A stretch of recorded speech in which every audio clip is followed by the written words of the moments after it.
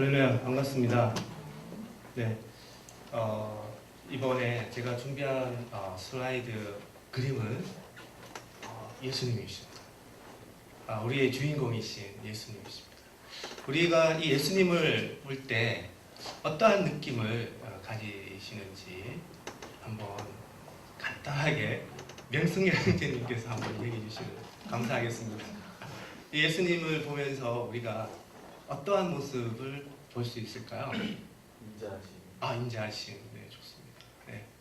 그래서 이렇게 인자하시고, 이렇게 양을 안으시고, 이렇게 보호해 주시는 그러한 예수님을 우리가 볼 수 있습니다.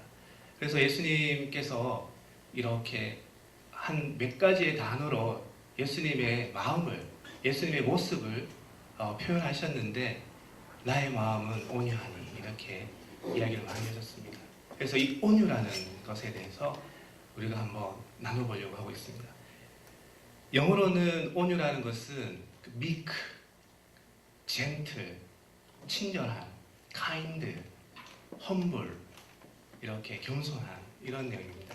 그래서 저번 시간에 우리가 했던 그러한 이야기와 함께 우리 기독교에서는 두 가지 믿음과 사랑에 대해서 굉장히 많은 내용에 대해서 우리가 이야기를 하고 있습니다.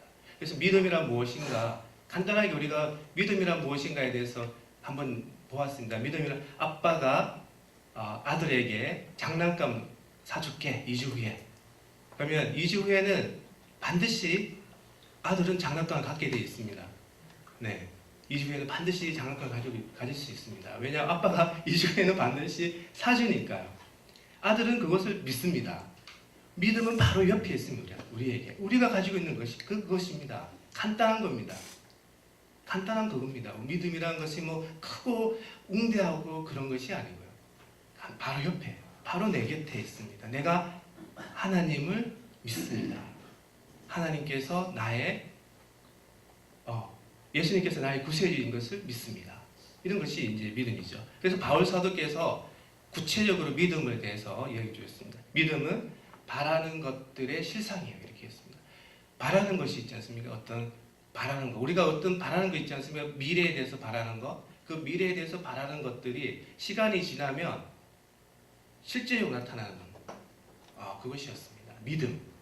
그래서 아브라함도 기다렸다가 실제 원하는 것이 무엇이었습니까? 이삭이었죠. 네, 이삭이었습니다. 그래서 시간을 가지고 기다리니까 이삭이 실제 상으로 형상으로 나타난 겁니다. 네, 그게 믿음입니다. 믿음. 네. 자, 그런 믿음이 우리가 해 나가면서 굉장히 아브라함이 75세 때 이삭 주겠다고 얘기하셨는데 궁극적으로는 100세 때 이삭을 받았고 한 25년간은 기다렸다는 거죠. 그리고 믿음의 기간이 우리가 하나님께서는 어떤 특정한 사람에게 대해서 믿음의 기간을 주셨습니다. 그런 훈련의 기간, 이런 기간을 주셔가지고 됐고요.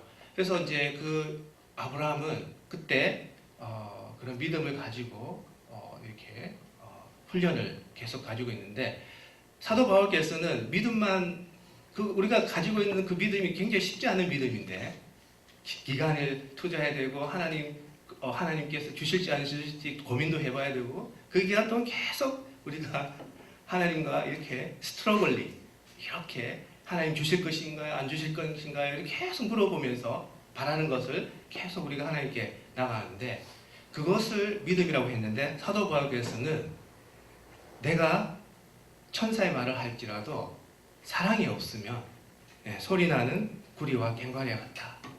그 다음에 내가 산을 옮길 만한 믿음이 있을지라도 모든 믿음이 있을지라도 사랑이 없으면 내가 아무것도 아니라 이렇게 얘기하고 있습니다. 우리가 그 믿음이라는 것은 아빠가 사줄 것이다. 그런 2주 후에 사줄 것이다. 그래서 2주간 기다렸고 그래서 이제 그 믿음을 가지고 있는 상황인데 그게 이제 사람에 따라서 25년이 될 수도 있고 40년이 될 수도 있고 그렇게 되는데 그 기간 동안 기다렸는데 또 사도 바울께서는 그러한 믿음보다 더 큰 것이 있으니 그것은 남을 이해하고 남을 배려하는 그런 사랑이다 이렇게 얘기하고 있습니다. 그래서 우리가 이 가고자 하는 이런 믿음의 길에 종착역에는 뭐가 있냐 하면 남을 이해하고 남을 배려하는 그런 사랑의 마음이 항상 나에게 있다는 것입니다. 사도 바울께서는 그것을 이렇게 체험하시고 이렇게 우리에게 얘기를 해주셨습니다. 그래서 사랑이 무엇이냐? 네. 우리 기독교에서 사랑은 아무리 강조해도 지나치게 없습니다. 왜냐하면 하나님은 사랑이시기 때문에 언제든지 하나님은 우리를 보호해 주시고 언제든지 안아주시고 언제든 우리 곁에 계시면서 사랑을 베풀어 주시기 때문에 사도 바울께서는 그 사랑에 대해서 이렇게 정의해 주셨습니다. 사랑은 오래 참고 사랑은 온유하며 여기 온유가 나타나 있습니다. 온유. 시기하지 않으며. 온유라는 단어는 예수님께서 굉장히 많이 사용하신 단어 중에 하나입니다. 사랑은 자랑하지 아니하며 교만하지 아니하며 무례히 행치 아니하며 자기의 유익을 구체 아니하며 성내지 아니하며 악한 것을 생각지 아니하며 이렇게 사랑에 대해서 그 사도 바울께서는 우리가 그렇게 믿음과 고린전서 그 히브리서 11장의 믿음에 대해서 고린도 13장에 대해서 사랑에 대해서 이렇게 정확하게 우리에게 얘기를 해 주셨습니다. 그럼 예수님께서는 어떻게 믿음을 가지셨고 어떻게 사랑을 표현하셨는지 성경을 보면서 우리가 한번 보도록 하겠습니다. 예수님께서는 우리가 아브라함 때부터 어디까지입니까? 다윗까지 14대 다윗에서부터 요시야 왕까지 바벨론 요시야 왕까지 14대 그다음 요시야 왕에서 예수님의 아버지가 되시는 요셉까지 14대 그래서 총 42대 그래서 그 42대에다가 한 50년 1대당 50년을 곱해보면 한 아브라함부터 이삭을 지나서 우리 예수님까지 다윗의 자손 예수님이시요 2000년 정도 됩니다. 그래서 그 2000년간 우리가 그런 예수님께서 2000년 후에 아브라함의 자손으로서 이렇게 예수님께서 직접 오신 것을 볼 수가 있습니다. 그죠? 그래서 이제 우리 예수님께서 만약에 예수님께서 오셨는데 예수님께서 그림에서 봤다시피 그 예수님께서 오셨으면 하나님께서 직접 오셨으면 과연 인간의 모습으로 오셨으면 어떤 모습으로 나타나실 것인가? 인간의 어떤 성품을 표현하시면서 오실 것인가? 네, 그렇게 받고 아까 봤듯이 따뜻한 그다음 사랑하심 그러한 모습으로 보여지지 않습니까? 온유함. 네. 그래서 예수님께서 이런 마태복음에 아들 낳으리니 이름을 예수라 하라. 이는 그가 자기 백성을 그들의 죄에서 구원할 자이십니다. 예수께서는 세이비어, 구원자, 구원자로 오셨죠. 우리를 죄에서 구원하실 분. 이름 속에 예수님의 이름 속에 우리의 죄를 구원하실 자 그렇게 이름 속에 그렇게 나와 있습니다. 보라 처녀가 잉태하여 아들을 낳을 것이요 그의 이름은 임마누엘이라 하리라 하셨으니 이를 번역한즉 하나님이 우리와 함께 계시다. 우리 잘 알고 있는 것이죠. 예수님은 하나님께서 직접 우리에게 오셨고 예수님 이름의 뜻에는 하나님께서 우리와 함께 계시다. 그러한 것이 함께 계시다. 하나님께서 우리와 함께 계시다. 그런 거죠. 그리고 하늘에서부터 소리가 있어 말씀하시되 이는 내 사랑하는 아들이요 내 기뻐하는 자라. 여기에 이제 세례 요한에부터 세례를 받을 때 이렇게 내 사랑하는 아들이라 이렇게 이야기하고 계시죠.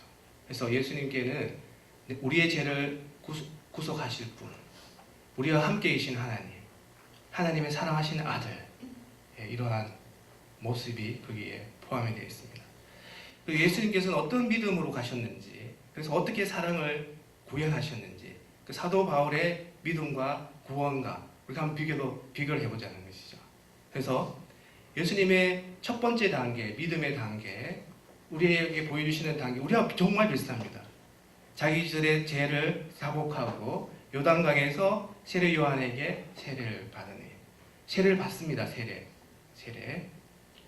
그 후에 또 세례 요한은 이렇게 말하고 나는 너에게 회개하기 위해 물로 세례를 주지만 내 뒤에 오시는 분은 그 성령과 불로 세례를 주겠다. 우리가 성령 세례가 있다는 것을 우리가 알아야 됩니다.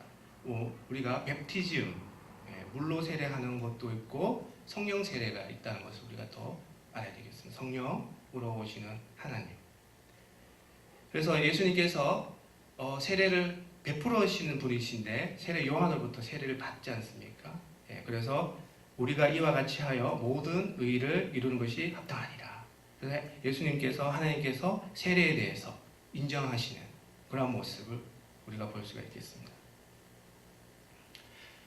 우리도 우리가 어릴 때는 세례를 받습니다.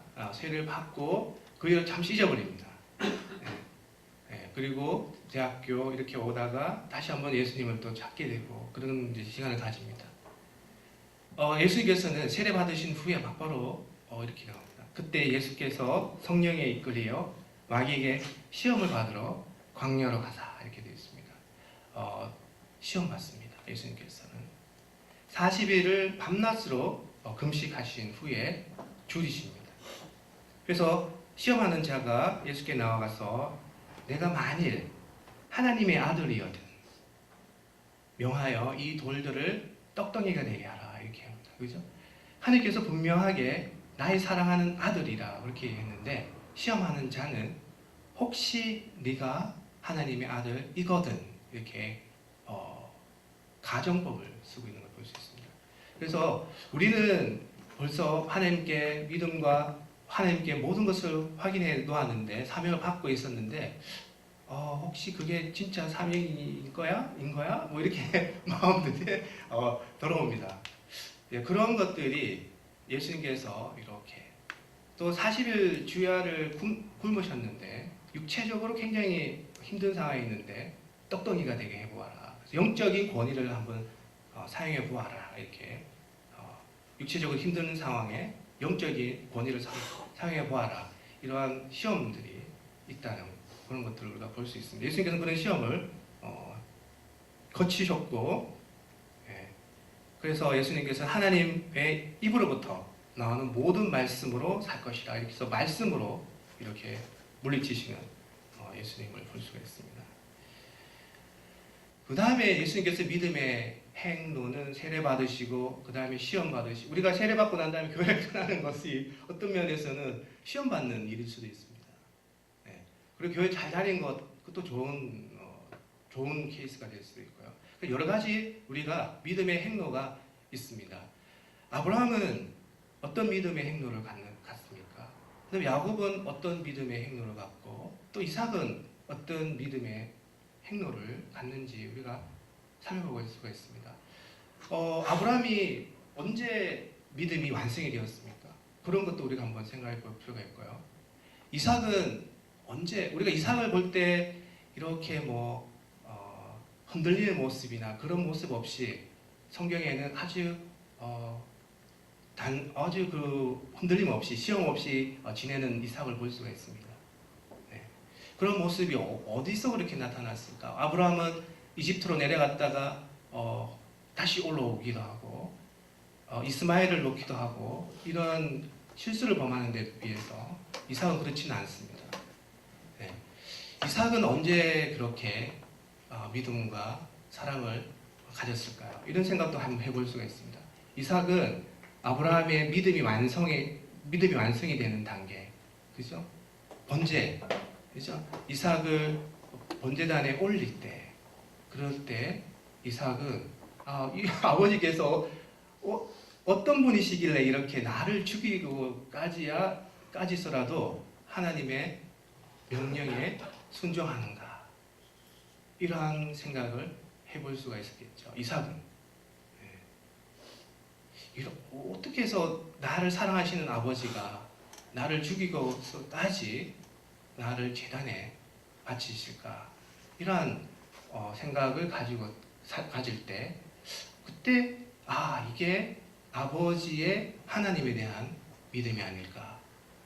그러한 것을 믿음에 대해서 생각해 보았고, 그러면 나를 그렇게 사랑하시는 아버지인데 왜 나를 그렇게 죽이려고 하셨을까? 네, 그러한 것을 이해할 때 사랑이 또 완성이 되었던 것입니다. 그래서 그런 이삭을 보기도 하고 그렇게 봅니다. 그래서 예수님과 이렇게 우리가 볼 때, 예수님께서 이렇게 믿음의 과정을 볼 때 우리가 보면 나사렛을 떠나 가버나움에 가서 사신이 이렇게 되어 있습니다. 예수님께서 어릴 때 이집트에 내려갔다가 다시 올라와서 나사렛에서 있다가 나사렛을 떠나서 여기 보면 가버나움 여기 보면 갈릴리 지역입니다. 거기서 사신다고 되어 있습니다. 네. 사시면서 어떻게 하냐면 스불론 땅 요단강 저변 해변길에 이방의 갈릴리여 이렇게 되어 있습니다. 갈릴리 땅에 흑암에 앉은 백성이 큰 빛을 보았고 사망의 땅과 그늘에 앉은 자들에게 빛이 비추었도다. 그 빛 대신 역할을 지금 하시는 겁니다. 사시면서. 네.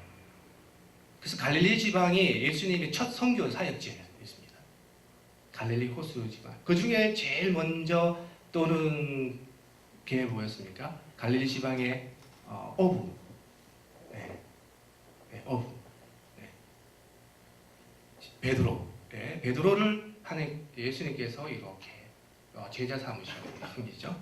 그래서 예수님께서 이렇게 갈릴리 지방에서 처음 세례받고 그 다음에 시험 받고 그 다음에 갈릴리 지방에서 사역을 하시는 그런 모습을 볼 수가 있습니다. 그래서 빛된 역할, 구약에서도 빛과 어둠의 역할이 있었지만 예수님께서도 이 갈릴리 지역에서 빛된 역할을 지금 하고 있는 그런 모습을 또한 볼 수가 있습니다. 그래서 갈릴리 지방에 사람들이 순복합니다. 왜 그러냐면 베드로 그 보고 나를 따르라 그렇게 했었는데 따르지 않습니까? 예수님께서 뭐 이렇게 뭐 보여주고 이런 것도 없었는데 따르라 했을 때 베드로가 따릅니다. 그래서 이 갈릴리 지역이 굉장히 은혜 받은 지역이에요. 그렇게 우리가 볼 수 있겠습니다. 그래서 예수께서 온 갈릴리에 두루 다니사 그들의 회당에서 가르치시며, 그래서 이 빛된 자의 역할은 이렇게 가르치는 역할, 그런 역할을 예수님께서 보여주십니다. 그래서 가르치면서 입을 열어 가르쳐 이르시되 이렇게 얘기하고 있습니다. 믿음에 대해서, 믿음을 가지고 있는 자는 어떠한 자인지 예수님께서 이렇게 얘기했습니다. 심령이 가난한 자, 애통하는 자, 그 다음에 온유한 자, 이렇게 얘기하고 있습니다. 심령이 가난한 자는 복이 있나니 천국이 그들의 것이며, 애통하는 자는 복이 있나니 그들이 위로를 받을 것이며, 온유한 자는 복이 있나니 그들이 땅을 기업으로 받을 것이며, 이렇게 계속 가르치고 있습니다. 이게 이제 예수님께서 이제 믿음에 대해서, 믿음 있는 자는 이러한 모습으로 나타난다는 것이죠. 심령이 하나님의 말씀을 또 듣고 싶어하는 그런 마음, 항상 가난한 마음, 하나님께 어떻게 이걸 또 알고 싶어하는 마음, 그런 마음, 애통하는 자. 애통이라는 것은 우리 오늘날에 하나님 나라가 왜곡되고 있을 때 굉장히 우리의 마음은 어떠할까? 진실된 하나님의 나라가 다른 사람에 의해서 왜곡되고 있을 때 우리는 좀 애통하는 마음, 그러한 마음으로 우리가 어떻게 나서야 되는지 이렇게 볼 수 있습니다. 온유한 자, 예수님께서 많이 사용하시는 단어입니다. 온유한 자, 마음도 온유하시면서 또 온유한 자가 되라, 이렇게 또 이해하고 계십니다. 그래서 온유한 자는 시편에 보면 온유한 자들은 땅을 차지하며 풍성한 화평으로 즐거워하리로다. 온유한 자는 땅을 차지한다고 그랬습니다. 이게 어떤 의미일까요? 우리 한번, 예수님께서도 말씀하셨죠. 이 말씀이 시편에 나와 있는 말씀을 그대로 예수님께서 인용하신 말이에요. 네. 온유한 자. 그래서 온유한 자는 우리가 나중에 예수님께서 얘기하시는 온전한 의인이라고 합니다. 의인은 여러 가지로 많은 믿음자와 같습니다. 의인은 믿음자와 같은데 믿음자 중에서도 우리가 온전한 믿음자, 온전한 믿음자는 구원과 믿음과 사랑을 함께한 자, 그러한 자를 이제 이야기하시면서 아브라함과 이삭과 야곱 이 세 사람에 대해서 우리가 온전한 의인이라고 이렇게 이야기를 하고 계시면서 그 온전한 의인은 이렇게 그 당시만 해도 아브라함은 가나안 땅을 이렇게 어떤 부분에 일정 부분은 가지고 있었죠. 네. 그 다음에 이삭도 그 부분에 온 땅을 계속 유지하고 있었고요. 야곱도 그 이스라엘 땅을 계속 유지하고 있었습니다. 지도자, 그리고 영적 지도자, 그런 지도자는 온유한 자가 영적 지도자가 되어서 우리가 여기에 있는 이 땅, 우리도 여기 땅이라고 볼 수 있습니다. 이 땅을 다음 세대에 지속적으로 보여주고 또 이 땅에서 많은 의인들이 나타나고 믿음자가 나타나고 또한 온유한 자가 나타나는 그런 모습들에 대해서 우리가 계속적으로 이렇게 보고 있는 것입니다. 그래서 예수님께서는 이렇게 나는 마음이 온유하고 겸손하니 이렇게 이야기하고 있습니다. 굉장히 많이 사용하고 있습니다. 온유라는 자, 젠틀. 디모데후서에 보면 주의 종은 마땅히 다투지 아니하고 모든 사람에 대하여 온유하며 가르치기를 잘하며 참으며 여기도 온유라는 단어가 있습니다. 그래서 이 온유라는 단어는 사도 바울의 사랑을 완성한 자 이러한 자로 이렇게 믿음 플러스 사랑을 완성한 자 이렇게 이야기하고 있습니다. 민수기에 보면 이 사람 모세는 온유함이 지면의 모든 사람보다 더하더라. 모세가 굉장히 온유한 사람으로 나타나 있습니다. 사도 바울의 사랑의 정의에 보면 13장에 사랑은 오래 참고 사랑은 온유하며 시기하지 아니하며 사랑은 자랑하지 아니하며 교만하지 아니하며 여기에 사랑의 속성 중에 하나가 온유입니다. 그래서 이해와 사랑 그런 것들, 카인드니스 그런 것들이 여기에 같이 포함되어 있다는 것입니다.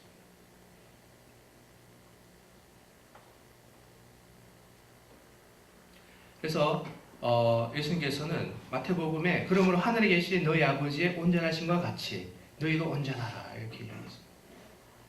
그래서 의인만으로는 되지 않는 것입니다. 예수님께서 심령이 가난한 자, 그렇죠? 그 다음에 애통하는 자, 이런 믿음에 대해서도 굉장히 강조하시면서 하늘나라에 하나님께서 온전, 이제 온전이라는 단어, 퍼펙트 이런 얘기가 나오는데요. 퍼펙트라는 것은 이제 완전해짐, 완전해짐. 그래서 이 온전한 의인은 또 사도 바울께서 이야기하시는 그러한 사랑이 완성된 자, 사랑을 정의한 자, 그러한 자로 우리가 볼 수 있습니다. 그래서 온유한 의인, 온전한 의인, 이러한 의인이 되라 이렇게 되어 있습니다. 그래서 이게 어떤 의미냐 우리가 이제 보았을 때 의인이라는 것은 저번에 말씀드린 살인하지 말라 이런 계명을 잘 지키는 자 그런 자로 볼 수가 있습니다. 계명을 잘 지키고 이렇게 있지만 그런 계명을 잘 지키는 것을 벗어나서 그 살인하지 말라라는 것에는 다른 사람을 살인하지 말라 그런 개념도 있지만 궁극적인 의미에는 다른 사람을 왜 그렇게 다른 사람에 대해서 사랑하라는 그런 본질적인 의미가 있습니다. 그렇지만 이게 2000년간 이 계명이 10계명 중에 하나로 있었는데 살인하지 말라. 이 사람들은 살인만 하지 않는 겁니다. 그 계명을 지키는 거니까요. 마음속에 그 사람에 대해서 미워하는 마음이 있는데도 불구하고 살인하지 않는 그러한 것만 지키면 계명을 지키는 그런 것이 되는 거니까요. 그래서 이러한 계명을 지키는 것은 믿음자임은 분명합니다. 그렇지만 그 안에 있는 깊은 뜻에 대해서는 잘 이해를 못하고 있는 그런 상황에 있었던 거죠. 그래서 그 안에 있는 내용들까지 잘 완전하게 이해해보자. 그래서 예수님께서 오셔서 원수를 사랑하라 이렇게 말씀하셨지 않습니까? 그래서 계속 마음에 미워하는 마음을 계속 가지고 있는 거예요. 그런 마음들을 가지고 있으면 얼마나 힘들겠습니까? 그런 것까지 이제 완성을 시키신 예수님이시죠. 그래서 고린도전서에 보면 온전한 것이 올 때에는 부분적으로 하는 것을 폐하리라 이렇게 온전입니다. 우리가 이제 구약과 신약에 대해서 하는데 신약에 대해서 굉장히 썸머리적인 입장에서 우리는 굉장히 단어를 보면서 쉽게 이해를 하지만 실질적으로는 원수를 사랑하라 이해하기 쉽습니다. 그래서 그걸 실천하는 데에는 쉽지 않습니다. 그런 것들을 우리가 한번 살펴봐야 되겠습니다. 그래서 내가 어렸을 때는 말하는 것이 어린아이와 같고 깨닫는 것이 어린아이와 같고 생각하는 것이 어린아이 같다가 장성한 사람이 되어서는 어린아이를 버려놔라. 사도 바울이 이렇게 이야기하고 있습니다. 그래서 믿음으로 행할 때가 있고 믿음의 완성을 시켜서 온전한 의인이 되어서 장성한 사람이 영적으로 장성한 사람이 될 때가 있다는 것입니다. 그럴 때는 어린아이와 같은 생각 그런 생각을 이제 버린다는 것입니다. 내가 믿음적으로 이렇게 너의 믿음이 크니 나의 믿음이 크니 이렇게 비교할 수 있지 않습니까? 너는 성경을 7번 읽었고 나는 2번밖에 안 읽었어. 그러면 이제 믿음이 너는 크고 나는 뭐 작게 되는 그런 비교가 될 수가 있습니다. 근데 너의 사랑이 크니 나의 사랑이 크니 이렇게 얘기하다 보면 너의 사랑과 나의 사랑에 대해서 비교를 하다 보면 다툼으로 갈 수는 없을 것 같습니다. 네. 그래서 사도 바울은 믿음, 소망, 사랑 이 세 가지는 항상 있을 것인데 그 중에 제일은 사랑이다 이렇게 얘기하고 있습니다. 그래서 믿음이 굉장히 가지기 힘든 것인데도 불구하고 믿음의 단계, 온전한 의인으로 가는 단계가 굉장히 힘든데도 불구하고 그 의인 단계로 가라는 것입니다. 하고 난 후에 최종 목적지는 뭐냐면 하나님의 사랑, 그 사랑을 내가 베풀라는 것이죠. 그것을 계명화하라는 것입니다. 내 속에서. 그래서 이제 여기에 보면 어떻게 실천했는지를 사례를 보여주고 있습니다. 그래서 아브라함과 이삭과 야곱과 함께 천국에 앉으려니와 지금 아브라함과 이삭과 야곱은 천국에 있습니다. 네. 그런 천국에 있는 사람들의 모습, 믿음과 사랑 그걸 어떻게 할까? 그걸 우리가 한번 볼 수 있습니다. 리브가가 있는데 내가 당신의 낙타에게도 마시게 하리라 하면 그는 주께서 주의 종 이삭을 위하여 정하신 자라. 이 리브가는 아브라함의 이삭의 배필이 되는 이삭의 와이프 아내가 되는데 아브라함이 이제 종에게 시킵니다. 그래서 가서 그 라반 쪽에 가서 거기에 여인이 있어서 그 여인의 마음에 들면 데리고 오라 이랬는데 종은 가다가 목이 마르니까 우물가에서 물을 마시게 좀 해달라 해서 물을 주면 그게 이삭의 아내로 삼겠다 이렇게 생각하면서 또한 낙타에게도 물을 주겠다고 하면 더 좋겠다 이렇게 생각하면서 갔는데 리브가가 낙타에게도 물을 주는 그런 배려를 해주고 있습니다. 그래서 이제 리브가가 그러한 어떤 모습인지는 남을 이해하고 그게 또 낙타에까지 배려하는 그런 모습을 우리는 볼 수 있습니다. 그래서 이 리브가의 모습, 그런 모습. 그 다음에 라반도 상당히 이렇게 얘기하고 있습니다.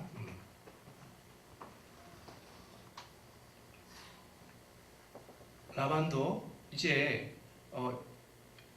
아브라함의 종이 이제 리브가를 우리가 데려가겠다 이렇게 얘기했을 때 여호와의 명령대로 그건 이제 아브라함의 계획입니다. 아브라함의 생각입니다.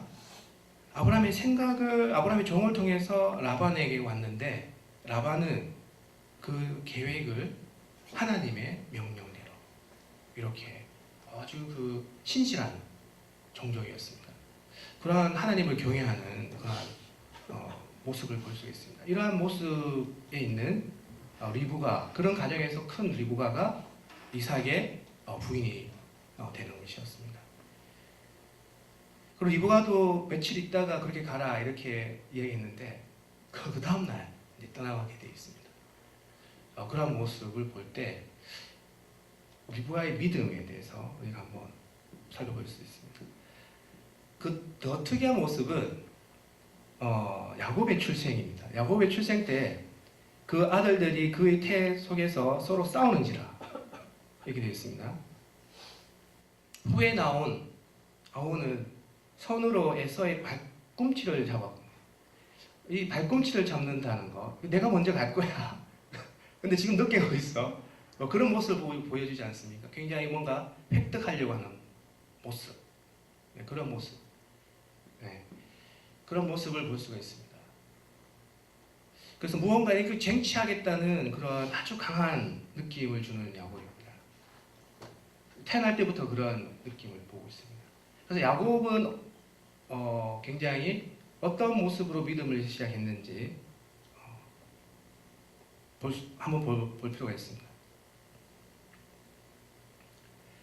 자, 그래서 이제 에서에 대해서도 우리가 보는데, 에서는 보면 40세에 헷 족속 브리엘의 딸을 아내로 맞이해요. 리브가는 어느 정도 신실한 아브라함의 가족에서 이렇게 하나님을 경외하는 그런 모습을, 그런 쪽에서 리브가를 선택했는데, 이 에서라는 야곱의 형은 이렇게 그냥 가나안 족속의 딸과 혼인을 하는 그런 모습을 볼 수 있습니다. 이런 모습에 한번 여러 가지로 우리가 믿음에 관련해서 에서가 어떤 믿음을 가지고 있는지 한번 쭉 볼 필요가 있습니다. 야곱이 이르되 형의 장자의 명분을 내게 팔라 이렇게 합니다. 야곱은 왜 이렇게 자꾸 장자의 권리, 왜 이렇게 관심을 가지고 있었을까요?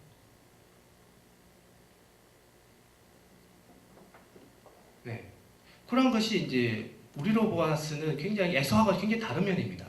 에서는 보면 이방 족속의 아내를 맞이하는 것도 보여지는데, 야곱은 계속 아브라함에서 그 다음에 이삭, 그러한 게 오는 하나님의 복을 누가 받습니까? 가만히 있으면?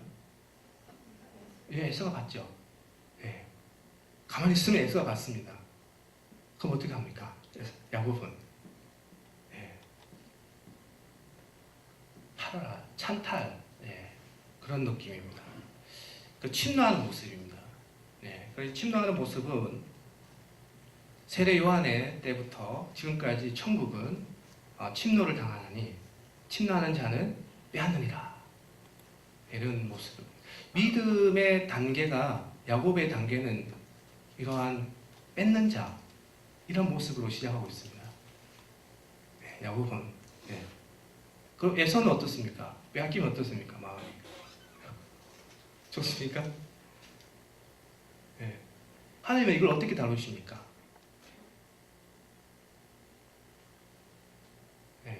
이러한 모습들을 우리가 보면서 과연 이러한 침노하는 모습이 과연 지도자의 모습이 맞느냐? 믿음에서는 침노의 모습이 보이지만 궁극적으로 야곱은 천국에 있는데 과연 사랑을 이루었느냐? 그런 것들을 우리가 볼 수가 있습니다. 언제 이 사랑을 이루었겠습니까? 네, 잘 아시는 그 약곡방가의 하느님과의 씨름입니다. 그 씨름을 했다는 건 이제 기도했고 하나님께 절대적으로 이렇게 하나님께 매달렸다는 건데, 기도한 거하고 사랑으로 이루어지는 거하고 어떤 또 상관관계가 있었을까요? 그러한 모습들을 우리가 이스라엘의 지도자가 어떻게 믿음을 쟁취하고 있고 궁극적으로 이스라엘의 지도자가 되는 모습, 과정은 하나님께서 우리에게 주는 좀 교훈이 아닐까 그런 생각을 하고 있습니다. 여호와께서 이삭에게 나타나 이르시되, 이삭도 한번 우리가 볼 수 있습니다. 이삭. 이 땅에 고려하면 내가 너와 함께 있어 내게 복을 주고 내가 이 모든 땅을 너와 내 자손에게 주리라. 땅. 광활한 땅입니다. 땅. 땅을 준다고 했습니다. 땅. 우리가 또 나가면 땅 한 채가 있습니까? 그렇지 않습니다. 네. 그 땅에서 내 자손, 나야 사랑하는 아들이 계속 이렇게 살 수 있다는 것. 네. 그러한 복을 주셨습니다. 그래서 이제 아브라함은 그것을 가지고 있었습니다. 아브라함이 내 땅을 가지고 있었는데 내 말을 순종하고 내 명령과 내 계명과 내 율법과 법도를 지켰습니다. 네, 그렇게 아브라함은 그런 모습을 가지고 있었기 때문에 땅을 이렇게 차지하고 있었는데, 그 리브가를 보면 리브가가 그의 아들 야곱에게 말하여 이르되, 내 아버지가 그죠? 이삭이죠. 이삭이 내 형 에서에게 말씀하신 걸 내가 들으니 이제 이삭에게 이제 복을 주겠다고 하는 겁니다. 그걸 들은 겁니다. 리브가가. 네. 그래서 이제 속이라 그랬죠. 또 복을, 네. 아버지께서 나를 만지실 때인데 내가 아버지의 눈에 속이는 자로 보일지라 복은 고사하고 저주를 받을까 하나이다. 이렇게 나와 있습니다. 뭐 이렇게 아버지를 속이는 것까지 알고 있습니다. 야곱은. 네.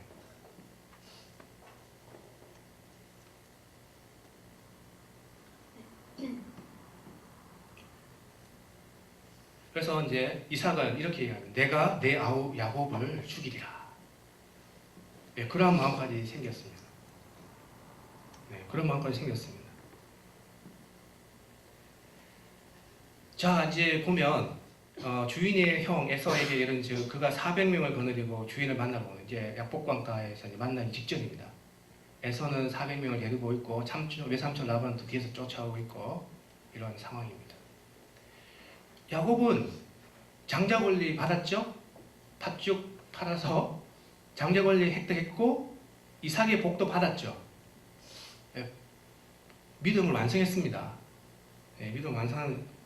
근데 야곱이 말하는 게 이렇게 이야기합니다. 야곱이 심히 두렵고 답답하여.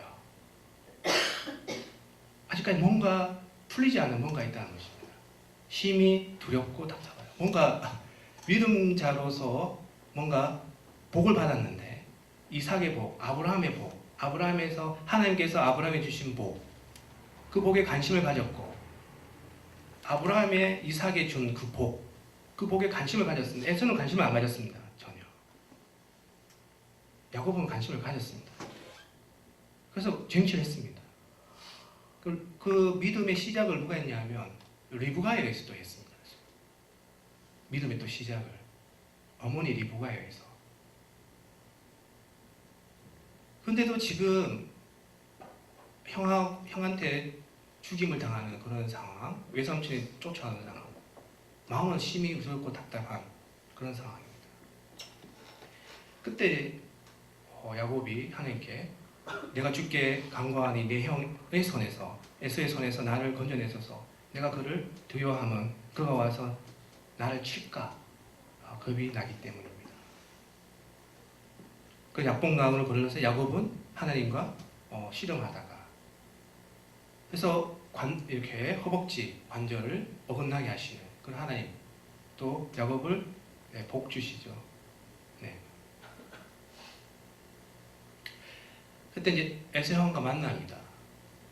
에서 형과 만나서 자기는 그들 앞에서 나아가되 몸을 7번 땅에 굽히며 그의 형 에서에게 가까이 가니 에서가 달려와서 그를 맞이하고 안고 목을 어긋맞추며 그와 입맞추고 서로 우니라.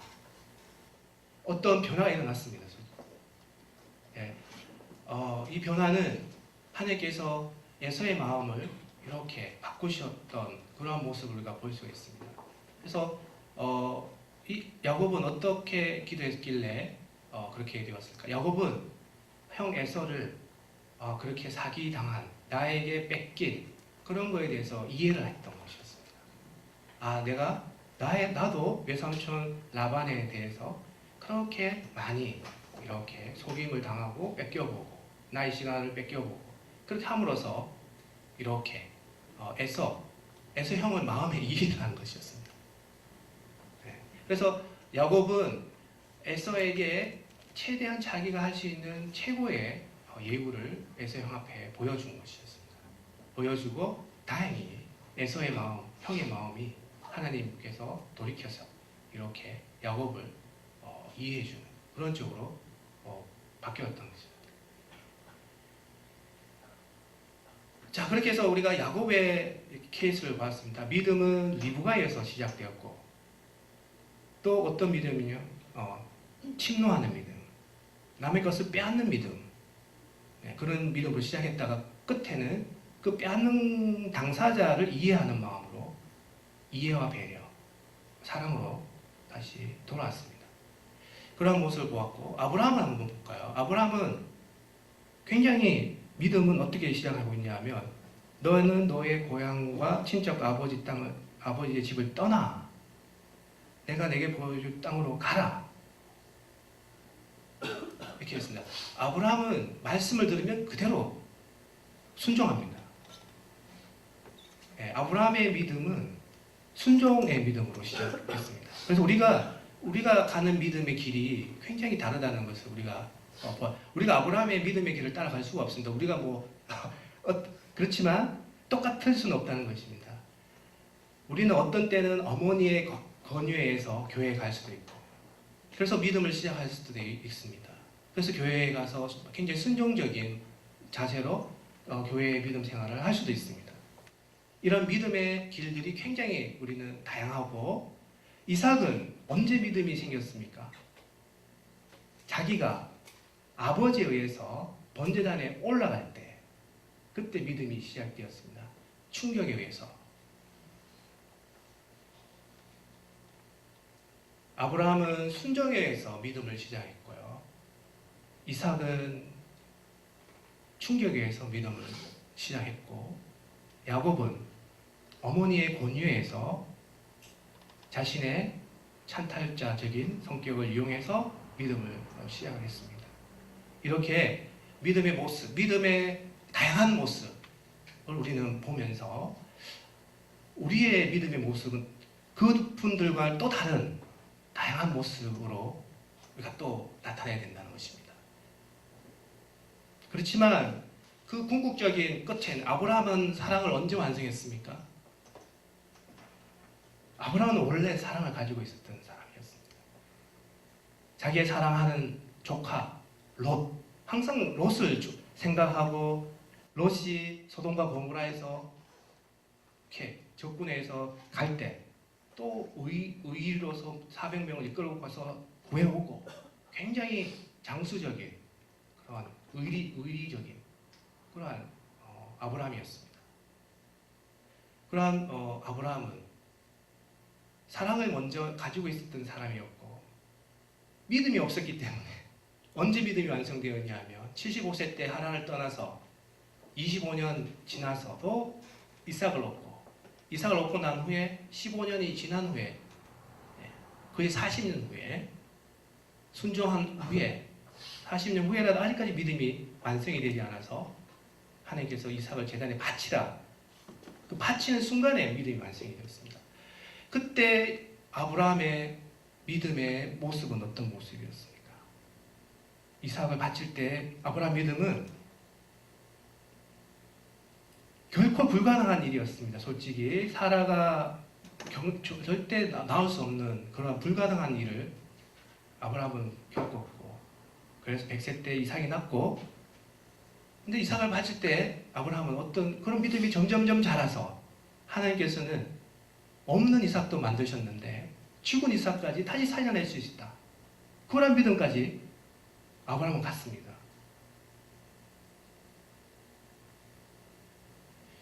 예, 그러한 믿음에 그래서 아브라함을 뭐라고 그럽니까? 우리가 믿음의 조상이라고 그랬어요. 믿음의 조상은 딱 한 명 있습니다. 딱 한 명. 그만큼 훈련을 시키시는 것이에요. 하나님께서. 네. 이삭은 그때 충격에 의해서 아브라함에 의해서 제단에 올라갈 때 충격에 의해서 믿음에 대해서 생각해 보는 이게 무슨 일이냐.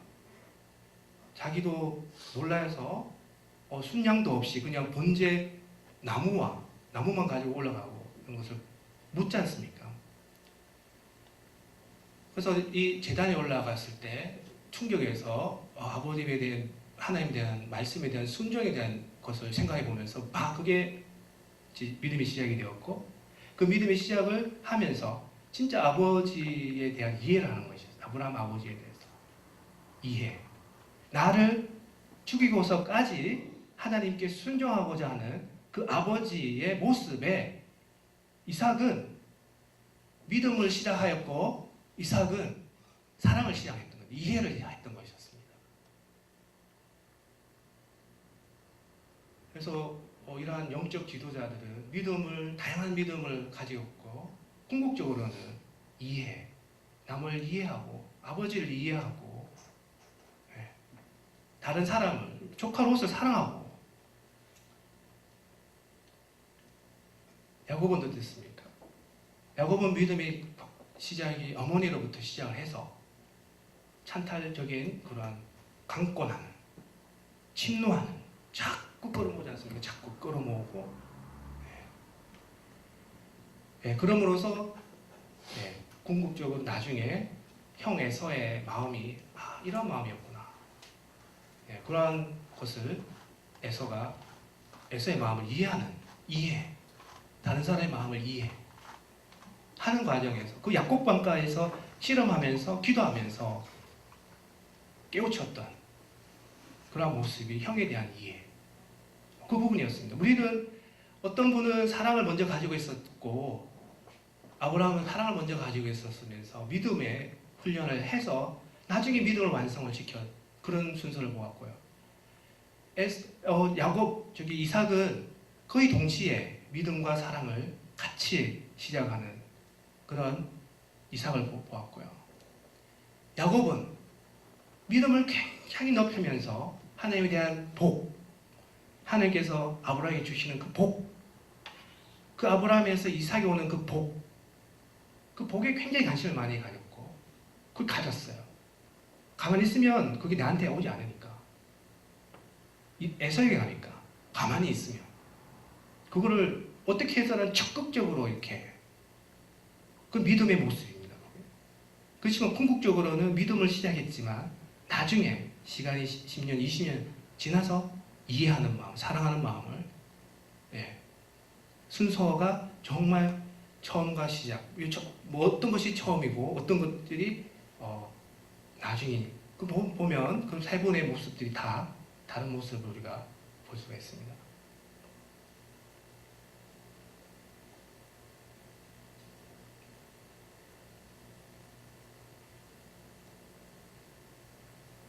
그래서 우리가 예수님께서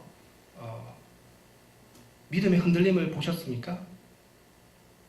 예수님은 절대 어떤 믿음에 대해 처음으로 오셨던 모습 자체가 사랑의 모습으로 오셨습니다.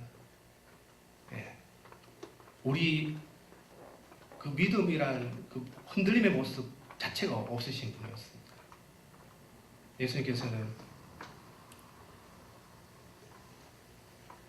그래서 이러한 모습들을 우리가 보면서 우리가 구약에 있었던 그러한 2000년간 있었던 그러한 인물들의 믿음의 과정들을 보면서 이때는 어머니로부터 내가 믿음을 시작했지만 또 어떨 때는 또 순종적인 모습으로 내가 또 믿음을 생활을 하고 또 어떨 때는 굉장히 이렇게 강권하고 찬탈하는 믿음의 모습으로 내가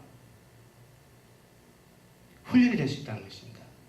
그 2000년간에 있었던 그 믿음의 모습들, 각각 인물들이 주었던 그러한 모습들은 우리가 하나의 이그젠플이 되면서 나에게 주는 나의 모자란 부분을 이 부분을 내가 채우겠다. 이렇게 하면 제가 계속 훈련을 받는 것입니다. 내가 모자란 부분이 이 부분이니까 이 부분 내가 해야 되겠다. 그래서 2000년간 훈련해 오면 얼마나 훈련을 잘 해나가겠습니까? 이때는 이렇게, 이때는 이렇게. 그래서 예수님께서 오시고 난 후에 그 마지막에 그 계명이 사랑이다. 2000년간 그 계명을 계명이나 믿음이나 다 똑같은 의미인데요. 계명을 잘 실천해 왔는데 나는 이때는 이렇게 잘 해왔지 않습니까? 근데 그 계명이 사랑이다 이렇게 얘기해 주시는 거였습니다. 그러면 우리가 세상에 나갔을 때 믿음을 가지고 있습니다. 2000년간의 그런 하나님께서 지혜를 주셨는 그런 지혜를 가지고서 모든 사람에 대해서 온유로서 카인드니스 친절하고 겸손하고 예수님이 그런 모습이시지 않습니까? 하나님께서 이 세상에 오셨으면 어떤 모습이었을까? 우리 항상 그런 생각을 해봅니다. 하나님께서 이 세상에 오셨을 때 가장 좋으신 모습이 어떤 모습이었을까? 그래서 예수님께서 가장 많이 쓰시는 단어가 온유. 온유한 자는 복이 있나니 그들이 땅을 기업으로 받을 것이요. 온유한 자는 영적인 지도자였습니다. 온유한 자는 온전한 의인이었습니다. 온유한 자는 온전이었습니다. 그러므로 하늘에 계신 너희 아버지의 온전하심과 같이 너희도 온전하라. 예수님께서는 계명을 완성을 시키신 분이기 때문에 굉장히 리콰이먼트가 큽니다. 또 사랑으로 얘기하셨기 때문에 우리가 언제 어디서 잘 이해 못하는 순간에 많은 말들을 남기고 가셨습니다. 그래서 하나님께서 온전하시니 하나님 너희도 온전해지어라 이렇게 얘기하고 있습니다. 그래서 온전한 것을 알았을 때는 부분적으로 알던 것을 펴라 이렇게 얘기하십니다. 그래서 믿음, 소망, 사랑 그건 항상 있을 것인데 그 중에 제일은 사랑이다 이렇게 얘기했습니다. 그 사랑의 모습은 온전의 모습이고 kindness 사람에게 친절하고 나의 모든 믿음에 대해서 그런 2000년간에 있었던 그 모든 믿음을 가지고 있으면서 그 믿음에 대해서 다른 사람에 대해서 어떨 때는 이렇게 또 어떨 때는 이렇게 또 안아주고 계속적으로 이렇게 사랑으로 친절하게 그렇게 베풀어주라 그런 말씀을 예수님께서는 완성을 시키셨습니다. 네, 그래서 우리가 믿음과 소망, 사랑 이 중에서 믿음과 사랑에 대해서 이렇게 우리가 보았습니다. 믿음과 사랑은 우리가 언제 어디서든지 우리 크리스찬이면 항상 생각해 봐야 할 그런 토픽이었을 거예요. 그래서 선조들이 어떻게 믿음을 획득하였고 궁극적으로는 지도자로 갔는데 사랑을 어떻게 획득하였는지 그러한 모습들을 우리가 보면서 우리가 이 땅, 우리가 이 주신 교회 후선에도 가야 되고 여기서 영적 지도자가 나타나야 되지 않습니까? 그런 지도자가 어떠한 모습으로 커야 되는지 그런 교육을 우리가 또 해줘야 되겠습니다. 그래서 궁극적으로 우리가 이러한 모습들을 하나님께서 원하시는 모습으로 우리가 사랑의 모습으로 하나님께서 사랑이시니까 우리도 사랑으로 이렇게 가자 그런 말씀으로 마치겠습니다. 기도하겠습니다. 하나님 감사합니다. 저희들